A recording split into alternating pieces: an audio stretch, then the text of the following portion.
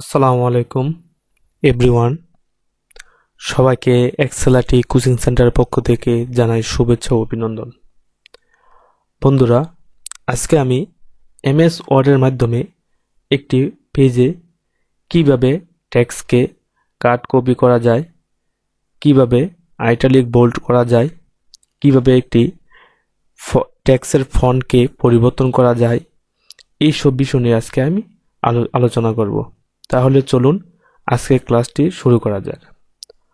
প্রথমে আমি একটি এমএস ওয়ার্ড একটি সফটওয়্যার ওপেন করে নিলাম।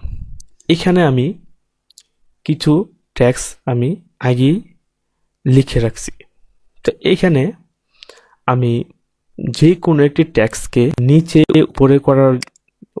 এবং উপরে নেওয়ার জন্য ইন্টার প্রেস করলে ওই টেক্সটটা নিচে আসবে এবং ব্যাক স্পেস দিলে ওই টেক্সটটা উপরে যাবে। আমি যদি আজকে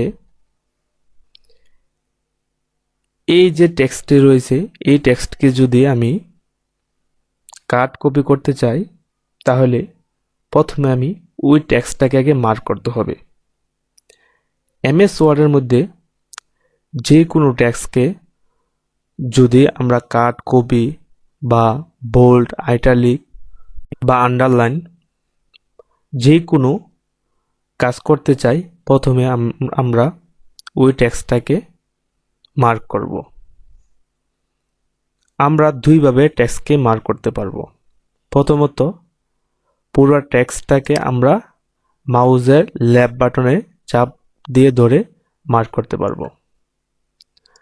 আর দ্বিতীয়ত, যে ওয়ার্ডটাকে আমরা মার্ক করব ওই ওয়ার্ডটার উপরে মাউসের লেফট বাটন ডাবল ক্লিক করব। দেখুন কিভাবে মার্ক হয়ে গেছে। এখন ওয়েলকাম টু এক্সেলাটি কোচিং সেন্টার এই লেখাটাকে আমি কপি করব। তো কপি করতে হলে প্রথমত আমাকে পুরোটা লেখা মার্ক করে নিতে হবে। তো আমি পুরোটা লেখা মার্ক করে নিলাম। নেওয়ার পর উপরে দেখুন এখানে কপি অপশন আছে, এখান থেকে আমি কপি করতে পারবো, বা মাউসের রাইট বাটন ক্লিক করে কপি অপশন আছে, এখান থেকে আমি কপি করতে পারবো, বা কিবোর্ডের শর্টকাটের মাধ্যমে আমি কপি করতে পারবো। কিবোর্ডের শর্টকাটের মাধ্যমে কন্ট্রোল সি দিলে কপি হবে। এখন আমি এই লেখাটাকে নিচে অংশে বসাবো। তার জন্য আমি এখান থেকে পেস্ট করতে পারবো। দেখুন কিভাবে বসে গেছে। তো এইভাবে এমএস ওয়ার্ডের মধ্যে কাট এবং কপি করা যায়। আমরা ভিন্ন ভিন্নভাবে কাট এবং কপি বা পেস্ট করতে পারি। আমরা কিবোর্ডের মাধ্যমেও আমরা কাট কপি পেস্ট করতে পারি, বা মাউসের রাইট বাটনের মাধ্যমে আমরা কাট কপি পেস্ট করতে পারি। তাছাড়া কোনো একটা ডকুমেন্টের ফন্টকে যদি আমরা পরিবর্তন করতে চাই, তাহলে এইখানে আসতে হবে। এটা হচ্ছে ফন্ট ডায়লগ বক্স। এই ফন্ট ডায়লগ বক্সে অসংখ্য ফন্ট রয়েছে। এখান থেকে আমরা বিভিন্ন রকমের ফন্ট আমরা দিতে পারি।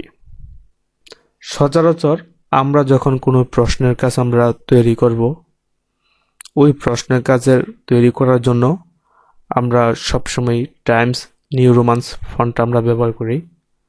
অন্য ক্ষেত্রে বিভিন্ন স্টাইল করার ক্ষেত্রে, বা একটি পেজকে সৌন্দর্য করার ক্ষেত্রে, বা কোনো ফন্টের শিরোনামকে বিভিন্ন ধরনের স্টাইল করার ক্ষেত্রে এখান থেকে আমরা ফন্ট ব্যবহার করতে পারবো।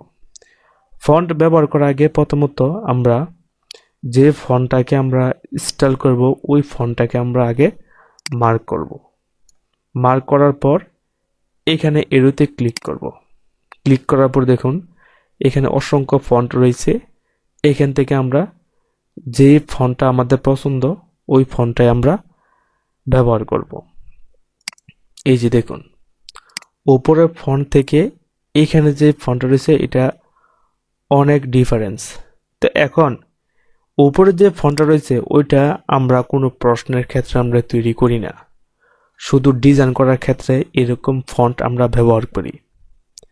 তো এখান থেকে ফন্ট ডায়লগ বক্স থেকে আমরা বিভিন্ন ধরনের ফন্ট নিয়ে ফন্টকে আমরা পরিবর্তন করতে পারি। তারপর এর ফন্ট ডায়লগ বক্সের পাশে রয়েছে ফন্ট সাইজ। আমরা কোনো একটা ফন্টকে যদি কতটুকু সাইজ আমরা নিতে চাই, আমরা এই ফন্ট সাইজ থেকে আমরা নিতে পারবো। এখান থেকে ফন্ট বড় করতে পারবো বা ছোট করতে পারবো। সচরাচর আমরা যখন কোনো প্রশ্ন তৈরি করি, কোনো স্কুল কলেজ বা কোনো সিভি বা যে কোনো প্রোগ্রামের কাজের জন্য আমরা যখন টাইপিং করি, ওইখানে সব সময় 16 বা 14 এই দুই রকম সাইজের ফন্ট সাইজ দিয়ে আমরা এই কাজগুলো করে থাকি। তো আমি 16 ফন্ট সাইজ দিয়ে রাখলাম। এখান থেকে আমরা ফন্ট সাইজ বড় এবং ছোট করতে পারি। তারপর কোনো টেক্সটকে যদি আমরা বোল্ড করতে যাই, বোল্ড করার ক্ষেত্রে ওই টেক্সটটা সাধারণ টেক্সট থেকে একটু ভিন্ন হবে, কারণ বোল্ড করলে ওই টেক্সটটা আকারে একটু মোটা হয়ে যাবে। সাপোজ আমি এই লেখাটাকে টেক্সট করব, এই লেখাটা টেক্সট এই টেক্সটটাকে আমি বোল্ড করব। তো এই লেখাটাকে যদি আমি বোল্ড করি, তাহলে প্রথমে আমি লেখাটাকে মার্ক করতে হবে।